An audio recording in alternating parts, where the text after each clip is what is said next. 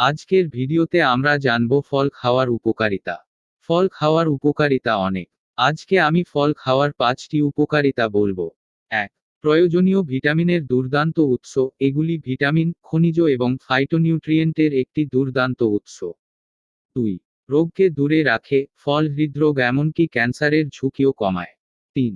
Fibre সামগ্রী। ফলগুলিতে dietary ফাইবারের উপস্থিতি রক্তের কোলেস্টেরলের মাত্রা নিয়ন্ত্রণে রাখতে পারে এবং ব্যক্তিদের মধ্যে স্থূলতা এবং টাইপ 2 ডায়াবেটিসের ঝুঁকিও কমাতে পারে। 4. হজমে সাহায্য করে। উচ্চ ফাইবারযুক্ত ফল রেচক বৈশিষ্ট্য বজায় রাখে এবং মানবদেহে হজম প্রক্রিয়া সহজ করে। এটি কিডনিতে পাথর তৈরিতেও বাধা দেয়। 5. শরীরকে হাইড্রেট করে। বেশিরভাগ ফলের উচ্চ পরিমাণে জলের কারণে এগুলি হাইড্রেশনের একটি সহজ এবং দ্রুত উৎস।